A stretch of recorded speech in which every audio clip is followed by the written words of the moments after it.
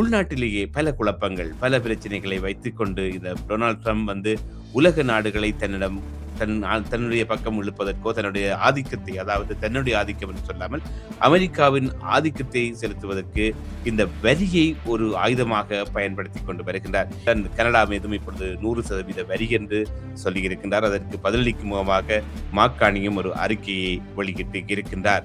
தாங்கள் எப்பொழுதுமே சீனா அரசாங்கத்துடன் இலவசமாக ஒரு வர்த்தகத்தை நாங்கள் மேற்கொள்ளப் போவதில்லை என்றும் அவர் தெரிவித்திருக்கின்றார்.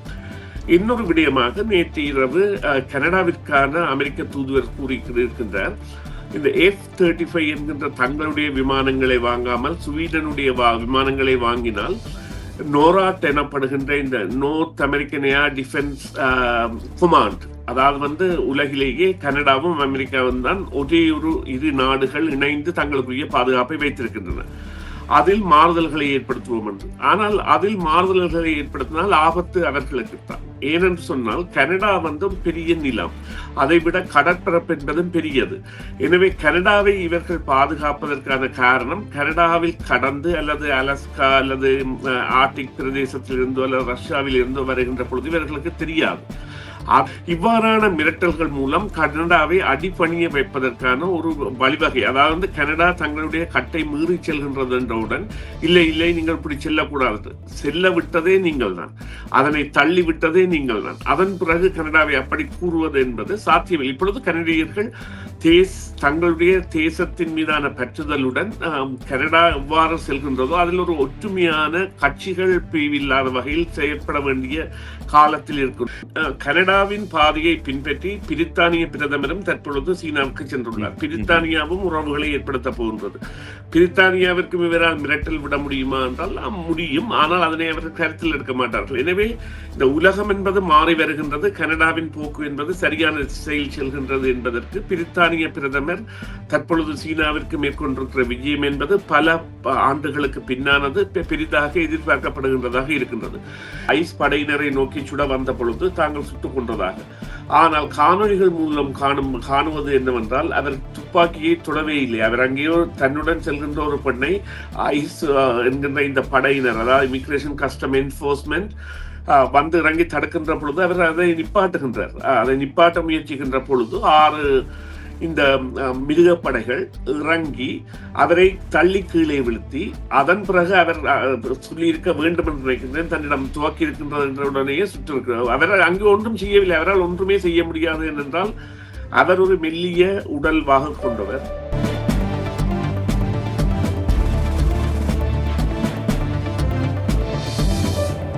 இந்த வழியில் அரசியல் ஆய்வாளர் சுரேஷ் தர்மாவை நாங்கள் இணைத்துக் கொள்ளப் போகின்றோம்.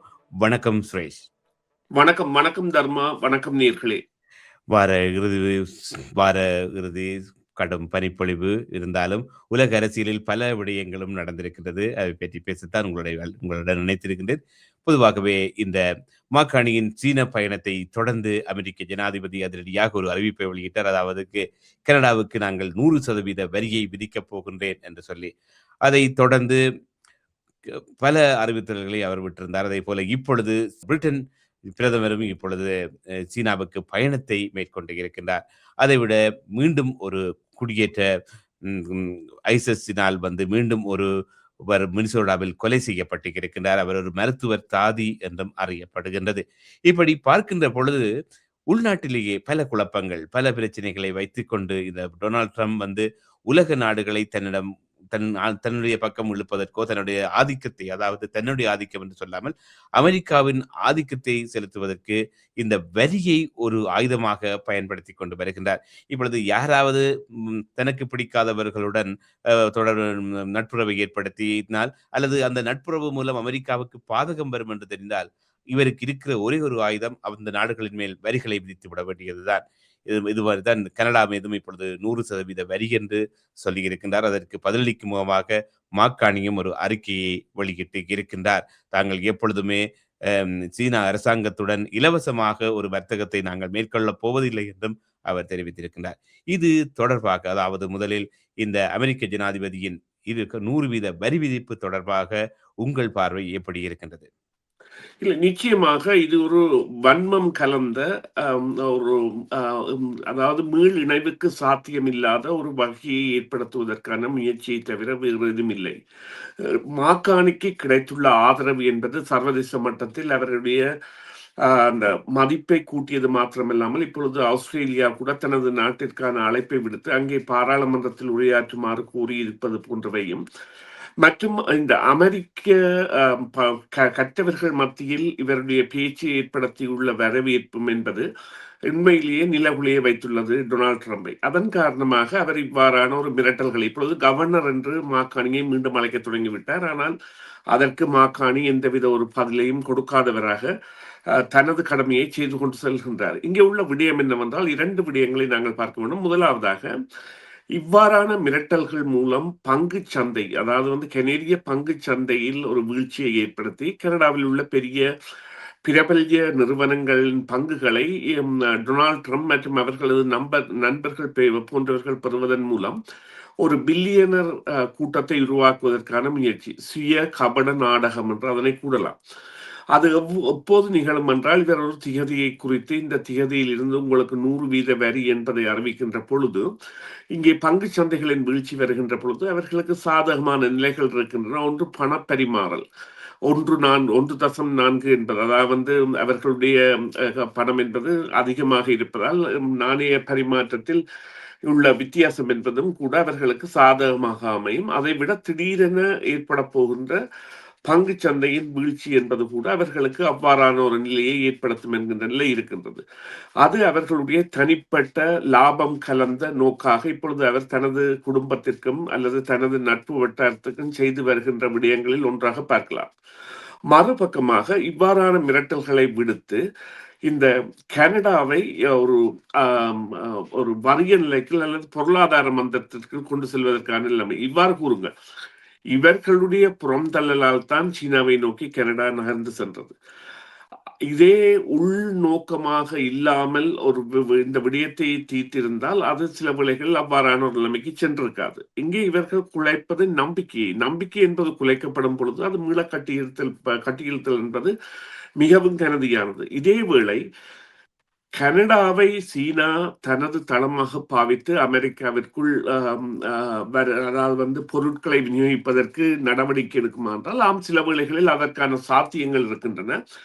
அவ்வாறாக இப்பொழுது நடந்து கொண்டிருக்கலாம். அதாவது சீனாவில் இருந்து உதிரி பாகங்களாக இங்கே ஒரு சிறு பொருத்தலுக்கு உட்பட்டு ஒரு பேனையும் மூடியும் வருகின்றது என்றால் பேனை உள் அமைப்பு வேறாகவும் கோது வழியாகவும் மூடி வழியாகவும் 3 பிரிவாக வந்தால் அது உதிரி பாகங்கள். அந்த 3ஐயும் ஒன்றாக பொருத்துவதற்கு 1 செகண்ட் கூட தேவையில்லை. அல்லது 1 செகண்டில் 1000ஐயும் ஒரு இயந்திரம் மூலம் பொருத்தி விடலாம். அதை ஏற்றுமதி செய்கின்ற பொழுது அது சில வேளைகளில் மேட் இன் கனடா என்கின்ற ரீதியில் செல்லலாம் என்கின்ற ஒரு உதாரணமாக எடுத்துக்கொள்ளலாம். அவ்வாறான விடயங்கள் நடைபெறலாம். அதில் எந்தவித சந்தேகமும் இல்லை.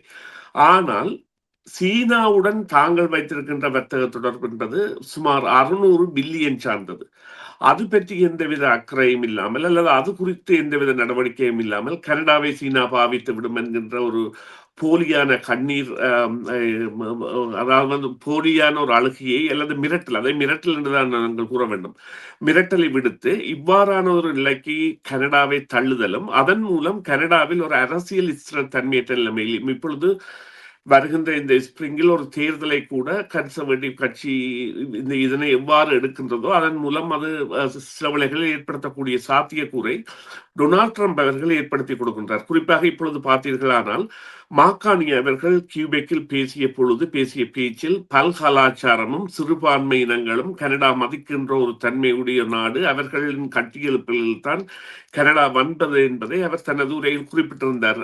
கடந்த இந்த வார இறுதியில் அமைச்சரவை ஒன்று கூடலின் பொழுது அதனை அந்த பழமைவாத கட்சி சார்ந்த ஆதரவாளர்கள், கட்சி அல்ல அவர்களின் ஆதரவாளர்கள் அதனை பெரிதாக போட்டு மாக்காணி அவர்கள் இதனை முன்வைத்து செல்கின்றார் என்கின்ற ரீதியில், அதாவது மல்டி கல்ச்சரிசம் மைனாரிட்டிஸ் என்கின்ற ரீதியிலான ஒரு பிரச்சாரத்தை மேற்கொள்கின்றனர். எனவே அது உள்ளக பலவீனத்தை ஏற்படுத்துகின்ற ஒரு நிலையை கூட ஏற்படுத்தலாம். இப்பொழுது இன்னொரு விடயமாக நேற்று இரவு கனடாவிற்கான அமெரிக்க தூதுவர் கூறியிருக்கின்றார், இந்த F-35 என்கின்ற தங்களுடைய விமானங்களை வாங்காமல் ஸ்வீடனுடைய விமானங்களை வாங்கினால் நோராட் எனப்படுகின்ற இந்த North American air defence command, அதாவது உலகிலேயே கனடாவும் அமெரிக்காவும் தான் ஒரே ஒரு இரு நாடுகள் இணைந்து தங்களுக்குரிய பாதுகாப்பை வைத்திருக்கின்றன.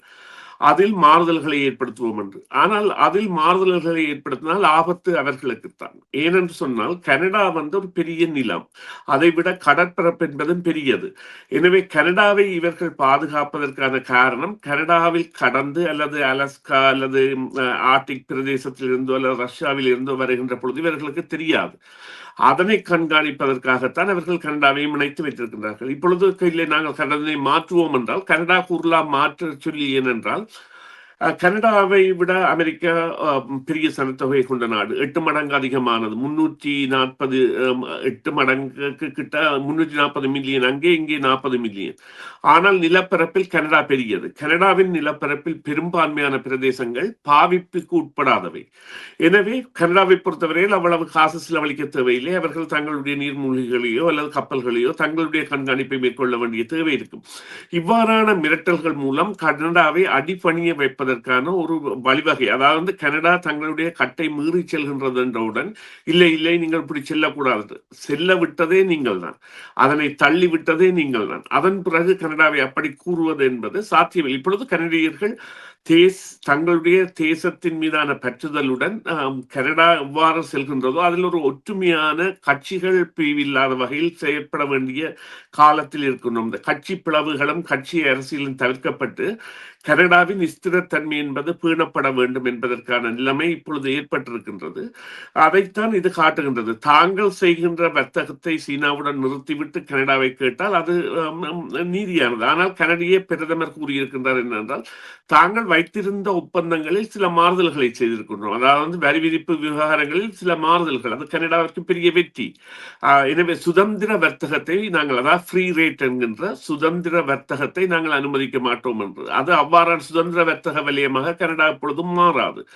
எனவே ஒரு ஆணித்தரமான பதில் வழங்கப்பட்டிருக்கின்றது. ஆனால் இந்த அதாவது அமெரிக்க ஜனாதிபதியாக டொனால்ட் ட்ரம்ப் இருக்கும் வரை எந்த நிலைமையும் ஏற்படலாம் என்கின்ற ஒரு நிலை என்பது கனடாவிற்கு இருக்கின்றது. குறிப்பாக இப்பொழுது கிரீன்லாந்தை எவ்வாறு பார்க்கிறாரோ அதே போல அலஸ்காவிற்கு செல்வதானால் பிரிட்டிஷ் கொலம்பியா மற்றும் யூகோனூடாகத்தான் இந்த பெருந்தெரு செல்கின்றது. எனவே பிரிட்டிஷ் கொலம்பியாவை கூட கேட்கின்ற ஒரு நிலைக்கு தள்ளி, அதாவது அந்த சாத்தியமற்ற கோரிக்கைகள் மூலம் ஒரு சமமற்ற நிலையை ஏற்படுத்துவது. இப்பொழுது பேலன்ஸ் ஆஃப் பவரில் மாக்கானி அவர்கள் ட்ரம்ப் அவர்களுக்கு இணையாக உயர்ந்து விட்டார் என்றால் அவ்வாறான மதிப்பு சர்வதேசத்தில் ஏற்பட்டு விட்டது. எனவே அந்த இவ்வாறான மிரட்டல்கள் மூலம் கனடாவை மீண்டும் ஒரு தளம்பலுக்குள் கொண்டு வருவதற்கு அவர் முயற்சிப்பார் என்பதுதான் உண்மை. பொதுவாகவே இந்த கோவிட்-19 தொற்றுக்கு பின் உலக பொருளாதாரம் ஒரு முன்னேற்ற பாதையில் சென்று கொண்டு இருந்தது. அதாவது டொனால்ட் ட்ரம்ப் ஜனாதிபதியாக வருவதற்கு முன் நீங்கள் சொன்ன கருத்துக்களை வைத்து பார்க்கின்ற பொழுது, ஒரு தனிநபர் ஆசைக்காக, ஒரு தனிநபரின் ஒரு விடாப்பிடியான காரணங்களுக்காக இந்த உலகத்தின் பொருளாதார நிலை, உலக நாடுகளின் அரசியல் நிலை மாறிக்கொண்டு வருகிறது. ஒரு அபாயகரமான நிலையைத்தான் நோக்கி கொண்டு.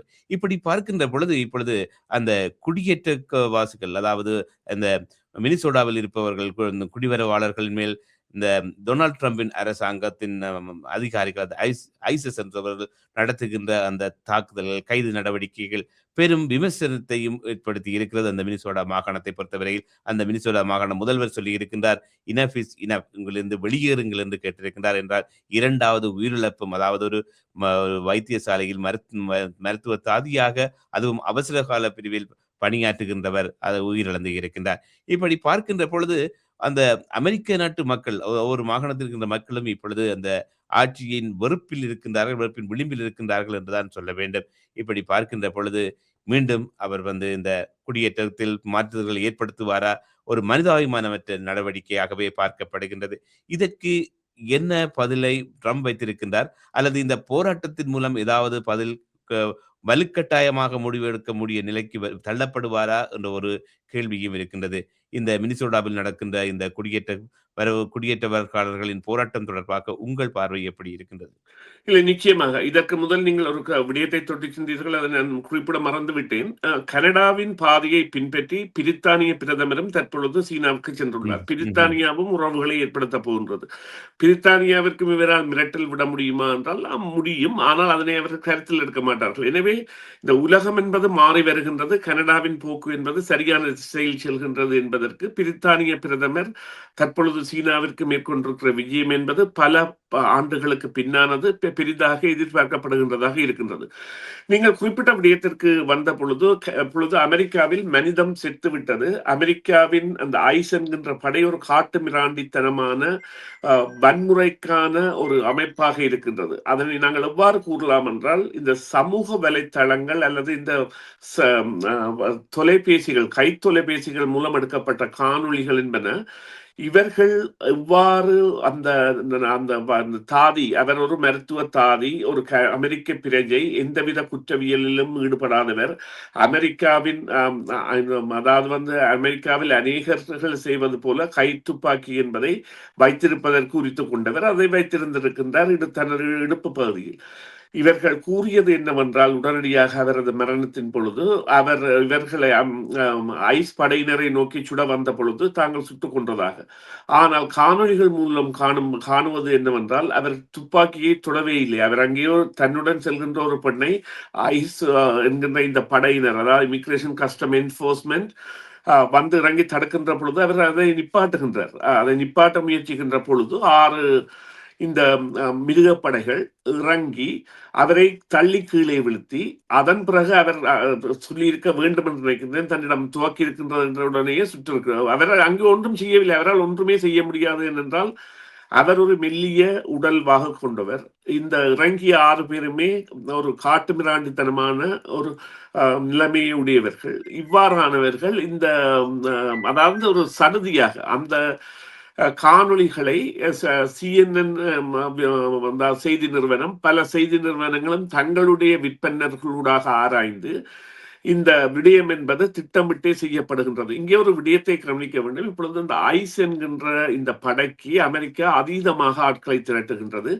இதற்காக $1 மில்லியன் மேல் அவர்களுக்கான அந்த ஊக்குவிப்புக்கு அல்லது பயிற்சிகளுக்கான பணமாக 1 மில்லியன்ல கூட அதுக்கு மேலான தொகையை கொடுத்து இந்த படை எவ்வாறு செயற்பட போகின்றது என்றால், ட்ரம்ப் சொல்கின்ற இதையும் செய்கின்ற. இதில் உள்ள கவலைக்குரிய விடயம் என்னவென்றால், எந்த ஒரு வெளிநாட்டவர்களை அவர் புறந்தள்ளி வெளியேற்றுகின்றாரோ, அதே வெளிநாட்டவர்களின் வழிவந்தவர்கள் தான் இப்பொழுது ஐஸ் படையில் இருக்கின்றவர்களாக இருக்கின்றார்கள். அவர்கள் இஸ்பானிய மொழி பேசுகின்ற கருப்பினத்தவர்களோ அல்லது இஸ்பானிய மொழி பேசுகின்ற வெள்ளை இனத்தவர்களோ அல்லது மெக்சிகோவில் இருந்து அதாவது அமெரிக்க பிரஜையாகி அவர்களுக்கு பிறந்தவர்களோ அவ்வாறானவர்கள் தான் இவ்வாறான அடக்குமுறைகளில் அதீதமாக ஈடுபடுத்தப்படுகின்றது என்பது ஒரு புறல் நிலையை கொண்டு வருகின்றது. அதைவிட ஒரு மதம் சார்ந்த விடயங்களுக்கு மதிப்பளிக்கின்ற அரசுகளாக உலக அரசுகள் இருக்கின்ற பொழுது, இந்த கத்தோலிக்க மதத்திற்கான எந்தவித ஒரு மதிப்பையும் கொடுக்காத அரசாகவும், கத்தோலிக்க தேவாலயங்களில் புகுந்து அங்குள்ளவர்களை கைது செய்து அனுப்புவது போன்றவற்றை செய்வதாகவும் செய்கின்ற ஒரு அரசாக இருக்கின்றது. இங்கே ஒரு விடயம் நாங்கள் அதாவது தெளிவாக பார்த்தால், நீங்கள் இந்த கைது செய்யப்படுகின்றவர்களில் ஒரு சீனர் கைது செய்யப்பட்டு அனுப்பப்படுவதை எங்கேயும் காண மாட்டீர்கள். சீனாவிற்கு எதிரான டொனால்ட் ட்ரம்ப் அவர்களின் நிலைப்பாட்டில் அல்லது தற்பொழுதைய நிலையில். ஆரம்பத்தில் இந்தியர்கள் கூட கைது செய்யப்பட்டு அனுப்பப்பட்டாலும் தற்பொழுது அவ்வாறான நிலை கூட இல்லை. எனவே அவர்கள் தங்களுக்குள் தாங்களே புரள்கின்றார்கள், புது புரட்சியை மேற்கொள்ள போகின்றார்கள். பிரபஞ்சம் அவர்களுக்கு ஏதோ ஒரு புதிய வழியை காட்டப் போகின்றது என்றுதான் இந்த விடயத்தில் நாங்கள் கருத வேண்டும். ஏனென்றால் மிகவும் ஒரு ஆரோக்கியமற்ற, ஒரு அநாகரிகமான, மனிதநேயமற்ற ஒரு அரசை டொனால்ட் ட்ரம்ப் நடத்தி அதன் வழியாக இவ்வாறான ஒரு மனிதநேயமற்ற இரண்டாவது அமெரிக்க பிரஜை ஒருவர் கொல்லப்பட்டிருக்கின்றார். இதே ஒரு அமெரிக்க பிரஜை வேறு ஒரு நாட்டில் கொல்லப்பட்டிருந்தால் அந்த நாட்டின் மீது 300 குண்டுகள் போட்டு அந்த நாட்டின் பொருளாதார மையங்களை எல்லாம் அழித்து அவர்களை குட்டிச்சுவராக்கி இருப்பார்கள். இப்பொழுது தங்கள் நாட்டிலேயே தங்கள் பிரஜை கொல்லப்படுகின்ற பொழுது அதற்கு மன்னிப்பு கூறாமல் அதை நியாயப்படுத்துகின்ற வகையில் பொய்யை கூறி நடத்துகின்ற ஒரு அரசைத்தான் காண்கின்றோம். இது யதார்த்தம், கண்முன்னே நடக்கின்றது, நாங்கள் பார்த்து கொண்டிருக்கின்றோம். எனவே இதன் கிரகிப்புகள் என்பன எவ்வாறு இருக்க வேண்டும் என்பதை நாங்கள் உணர்ந்து செயற்பட வேண்டும். அதாவது அந்த உணர்ச்சி வசப்படுகின்ற அளவிற்கான ஒரு உந்துதலை இல்லாது செய்கின்ற ஒரு தன்மை இங்கே காணப்படுகின்றது. ஆகவே இந்த டொனால்ட் ட்ரம்பை பொறுத்தவரை நீங்கள் குறிப்பிட்டது போல அவர் எப்பொழுது தன்னுடைய சுய லாபத்துக்காகவும் அமெரிக்காவையும் குறிவைத்து அமெரிக்காவின் தனிப்பட்ட விருப்பு வெறுப்புகள் விருப்பு வெறுப்புகளுக்காக தன்னுடைய கொள்கைகளையும் அரசியல் கொள்கைகளையும் மாற்றாமல் உலக உலகத்துக்காகவும் உலக மக்களின் நலனுக்காகவும் சிந்திக்கின்றாரோ அப்பொழுதுதான் உலகத்துக்கு ஒரு விடிவு வரும் என்ற நம்பிக்கை. ஆனால் அதற்கான சாத்தியக்கூறுகள் இருப்பதாக தெரியவில்லை. பொறுத்திருந்துதான் பார்க்க வேண்டும். நன்றி சுரேஷ், இந்த வேளையில் இணைந்து கொண்டு உங்களுடைய கருத்துக்களை பரிமாறிக்கொண்டதற்கு. மீண்டும் ஒரு பொழுதில் சந்திக்கலாம். நன்றி தர்மா, நன்றி நேயர்களே, மீண்டும் ஒரு பொழுதில் சந்திப்போம். சிஎம்ஆர் யூடியூப் சேனலில் இணைந்திருக்கும் நேயர்கள் அனைவருக்கும் எமது நன்றி. காமெண்ட்ஸ் பகுதியில் உங்கள் கருத்துக்களை தெரிவிக்க தவறாதீர்கள். முக்கிய செய்திகள், காணொளி தொகுப்புகள், நேர்காணல் என பலதரப்பட்ட அம்சங்களையும் உங்களுக்காக தருகின்றது சிஎம்ஆர் யூடியூப் சேனல். சிஎம்ஆர் என்று சர்ச் செய்து எமது யூடியூப் சேனலை சப்ஸ்கிரைப் பண்ணுங்கள்.